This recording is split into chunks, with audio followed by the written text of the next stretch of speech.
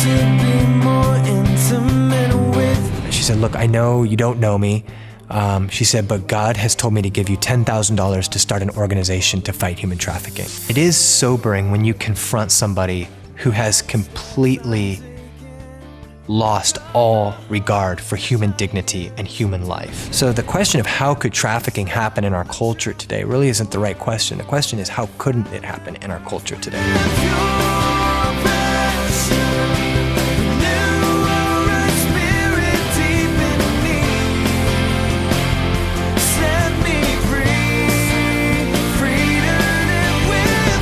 He's hearing the prayers of the saints, he's hearing the groaning of the prisoners, and he's intervening in these situations in powerful supernatural ways to deliver girls out of this. Welcome to Pure Passion. My name is Colette Burque, and I'm your host for today's program.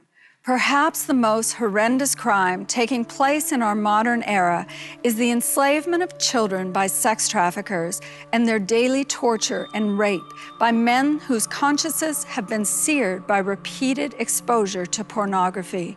This is the end game of a culture that has turned God's good gift of sex into an erotic form of extreme fighting. We've allowed the minds of an entire generation to be programmed to find sexual pleasure in lust-filled violence and to think nothing of the young victims whose lives are utterly destroyed in the process.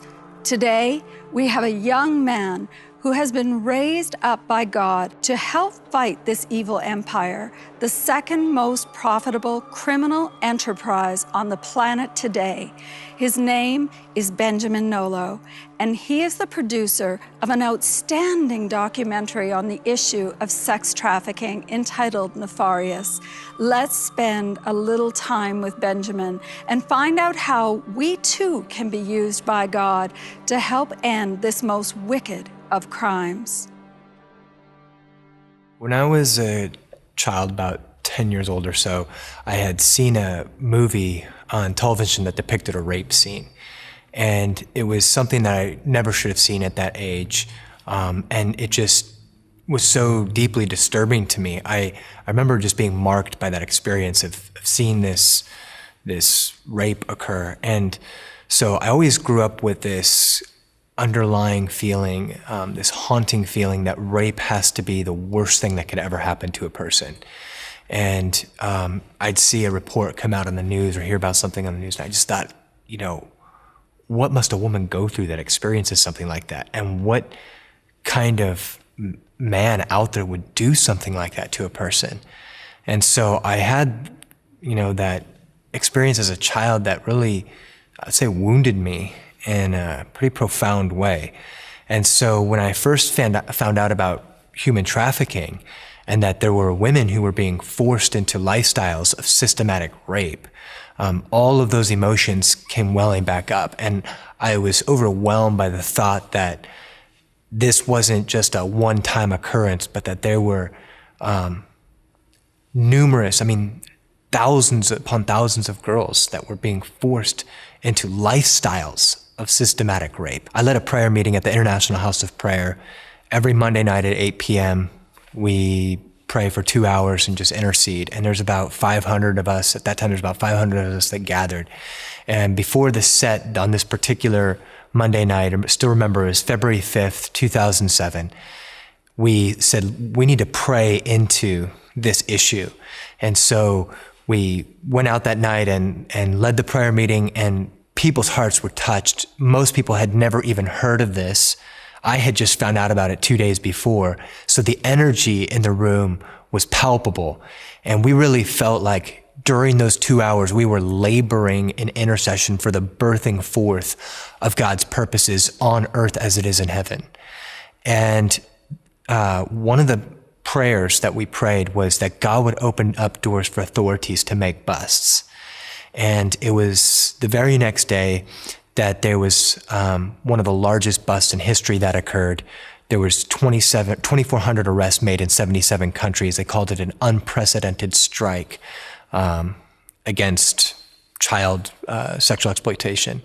And so that was a for us, it was a clear indication of God's zeal over this issue. It's kind of like his exclamation point on us pressing into his heart for this. The burden in our heart started to grow that we need to begin to put feet to our prayers. And so as the fall of that year, a lady approached us at that time and she said, look, I know you don't know me. She said, but God has told me to give you $10,000 to start an organization to fight human trafficking.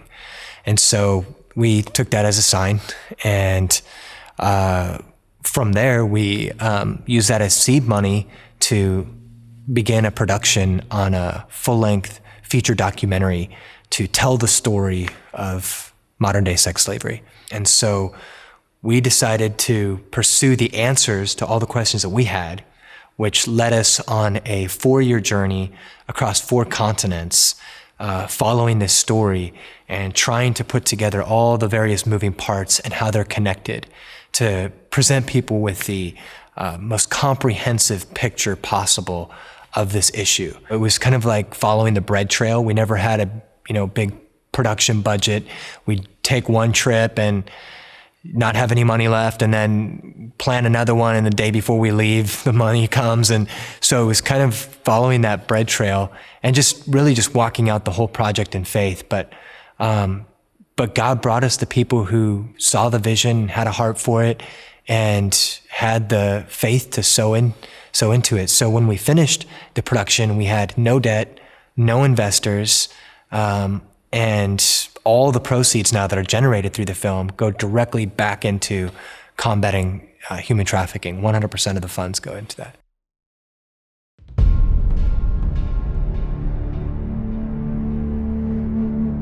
I made $393 a month, and you could buy a girl for $10 a night. I went to bed with over 500 girls in 2 years, and because they were there. You ask if you the favorite type, what you like, if you want dark or brown. You ask it, and the girl come to you. It's like you order a pizza, something like that. You can compare it.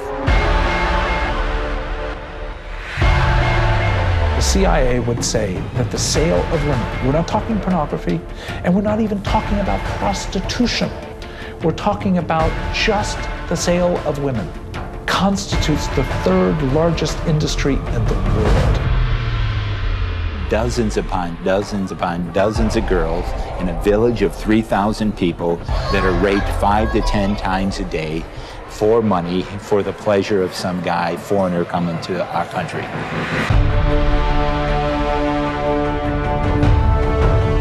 If they kill her, if they harm her, they don't care. They do it with a blink of an eye. Just like that. 4 în ochi. Și tot loc mă uit sau mă stăr mai mult între lume să mă țin, de timp eu am impresia că mă urmărești. Eu chiar că stau aici, eu tot timp stau cu frică că ei să nu găsească. I can tell you this, that I can't get the pictures of those girls' faces out of my mind still today, and I don't imagine that I ever will.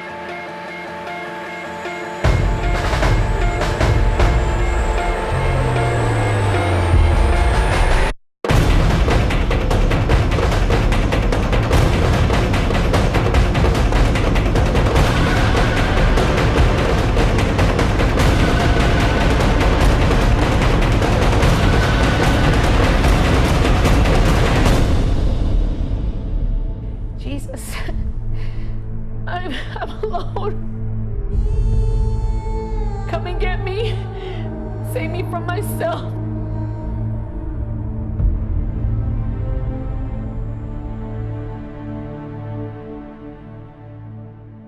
When we look at the advertising culture today, it's clear to see that women are being presented as sexual objects. And so this bombardment of images has trained us to view women this way. Well,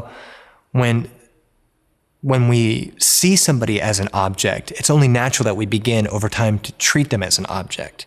So the question of how could trafficking happen in our culture today really isn't the right question. The question is, how couldn't it happen in our culture today? I think there's 2 trends that I see as predominant in the culture as well in the sex industry, and that is the sexualization of children and the sexualization of violence. And when we eroticize the sexualization of violence, like is so common in pornography, but also in many mainstream examples, you take the best-selling video game of all time, Grand Theft Auto, and in that video game, you can go buy a prostitute, and then you're encouraged to kill her so you can get your money back. And so when we make the sexualization of violence part of our entertainment, but I don't think we really give a lot of thought to what that is doing to our human psyche and the ways that we are being subtly desensitized. And it is sobering when you confront somebody who has completely lost all regard for human dignity and human life. These aren't casual criminals. They're not street thugs.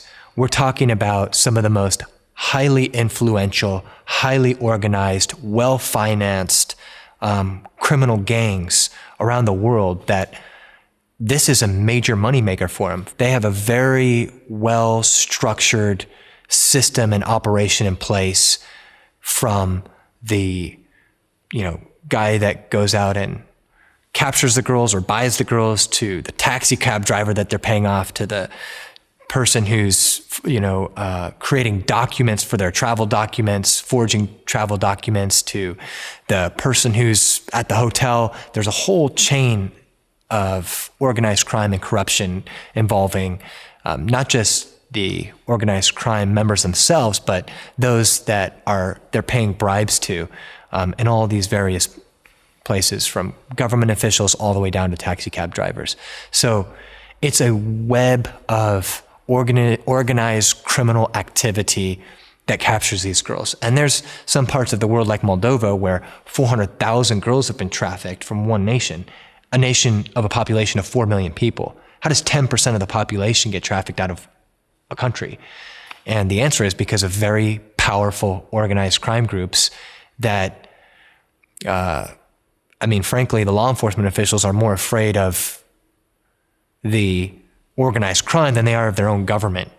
And so when you have that kind of fear element, that kind of power, that kind of organization, you have that kind of financial capacity, it becomes a pretty bleak picture for the girls that they're targeting.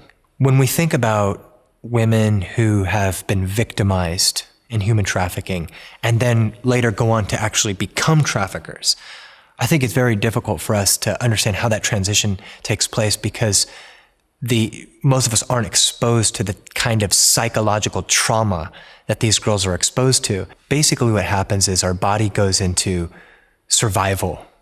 Our survival instincts kick in, and we learn to cope with this trauma to survive. And so they call this Stockholm Syndrome. It's where a victim over time begins to identify with her captor.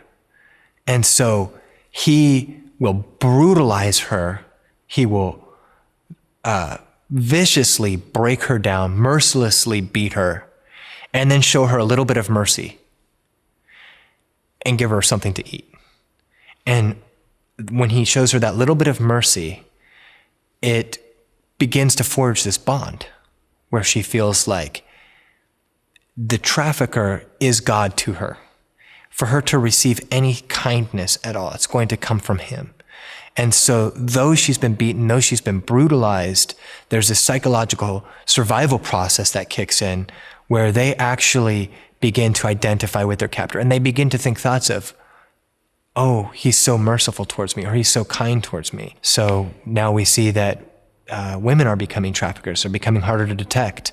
And for these women that do become traffickers, they look at the girls that they're trafficking and they say, well, I'm not giving it to them as bad as it was done to me. So they actually feel in this very convoluted way like they're kind or they're merciful, and they're doing these girls a favor and they're helping these girls out. And so it's a very twisted process.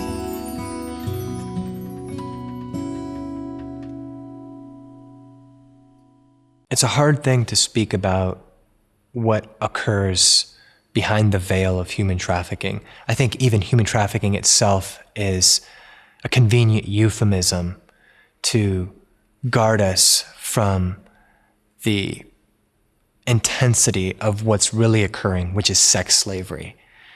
And so for a girl to reach a point where she looks like the happy hooker on the street corner, there's a whole process that had to occur in her life for her to reach that point. And we encountered victims who were simply abducted, just taken, targeted, taken, and brought to what they call breaking ground houses. And these breaking grounds are specifically set aside for the purpose of breaking girls down into submission to be sold on to work in prostitution. And so the kind of trauma that these girls, that are inflicted on these girls to break them down is indescribable.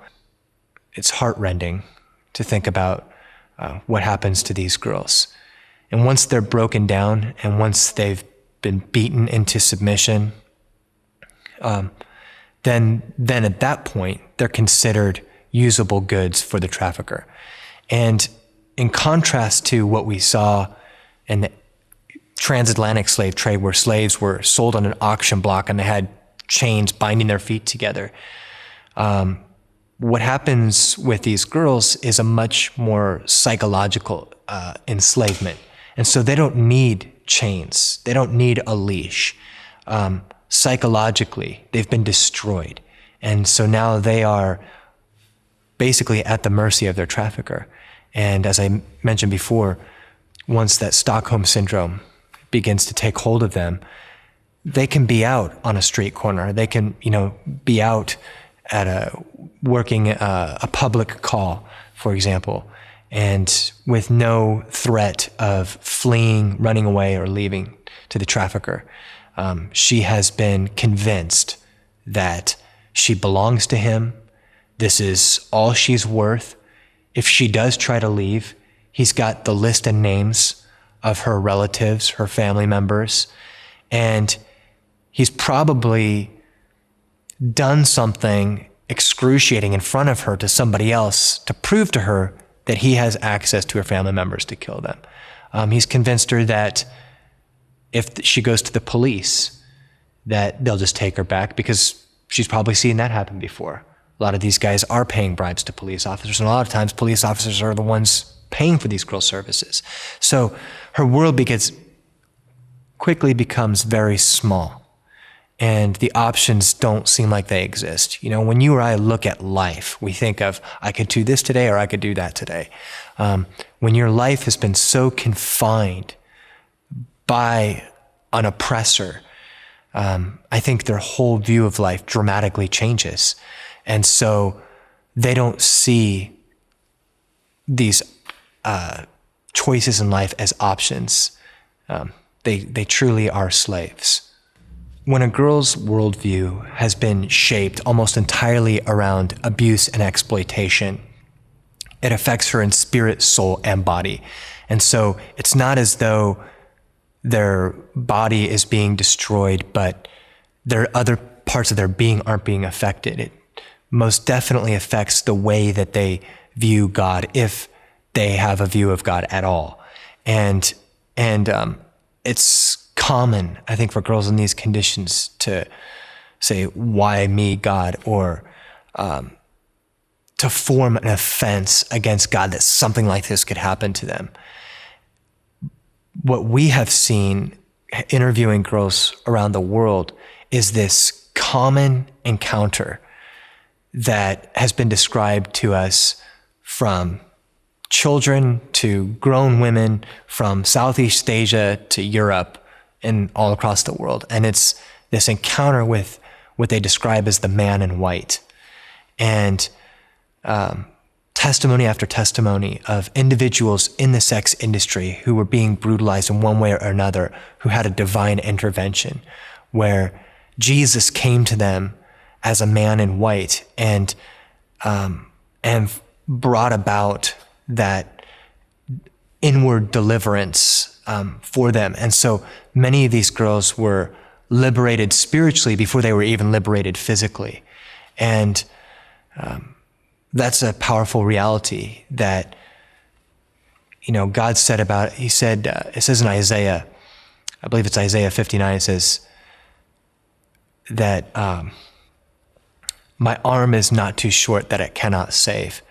And I think a lot of times where our arm is too short that it cannot save, that God is reaching into those places. He's hearing the prayers of the saints. He's hearing the groaning of the prisoners, and he's intervening in these situations in powerful supernatural ways to deliver girls out of this, spiritually, psychologically, emotionally, physically, in every way. And so the thing that has caused me to fall more deeply in love with God these past few years, more than anything else, has been the testimony of these girls whose lives were so absolutely destroyed, and where God intervened in their life, where Jesus met them. Their lives were completely transformed. And now the fragrance of Christ's love coming through their life and their testimony is so radiant that it just causes me to fall more deeply in love with Jesus, that we serve a God who truly goes after the least of these.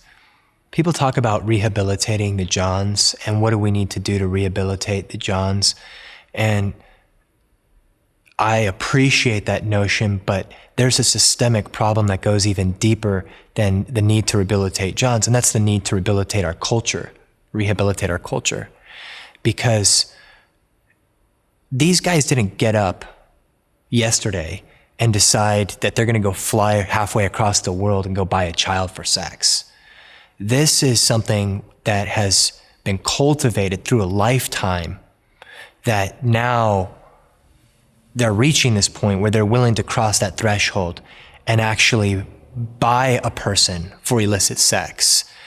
And when people think about that phenomenon, a John, that a man would rise up and buy another person to have sex with, I think that the notion of that is that there are these, few eccentric men on the fringes of society that need to be rehabilitated. But the reality is that we're seeing that this is becoming something much, much more ubiquitous in our world. There are some countries that report that up to 70% of men purchase sex in a given country. And so again, you have to look back at the culture. You have to look back at the hypersexualization of our culture, where they say now that that over 90% of boys between the ages of 8 and 11 years old have viewed pornography. The average age of first exposure to pornography is now under 11 years old. And so when a young boy who is not fully emotionally developed begins to feed his mind with the graphic images that are portrayed in pornography, it begins to train him about sexuality, about his masculinity, about how to treat a woman. And when those images are inherently defiling and destructive and demeaning and dehumanizing towards women, of course that's having an effect on him. And so he sees that when he's 8, 9, 10 years old, and pretty soon he's 13 and he's still looking at these images. Pretty soon he's 23, he's still looking at these images. I think over time there's a desensitization and a hardening that happens, and even an expectation of what sex should look like. And when that doesn't translate to the real world, I think the option for prostitution becomes a very viable option for them. They can do all these things that they've seen growing up. We're living in a different age, and I think we're still trying to catch up to the implications of having everything available to us in complete anonymity at the touch of our fingertips. And it's the internet, pornography, the sexualization of our culture is having a devastating effect upon this generation of men. And we're seeing a generation of Johns be groomed for the sex industry. William Wilberforce once said, If to be feeling alive to the sufferings of my fellow creatures is to be a fanatic, then I am one of the most incurable fanatics ever permitted to be at large. And so what our goal is with this film is really to raise up incurable fanatics. It's for people to become aware of what's happening, for their heart to be connected to it, and to do something about it, because all of us have a part to play in this abolition movement. All of us can use our voice. All of us can say a prayer. All of us can use our money to help fund the causes that are combating this injustice. I know that God has been speaking to your heart during the program today. This is an issue that simply cannot be ignored.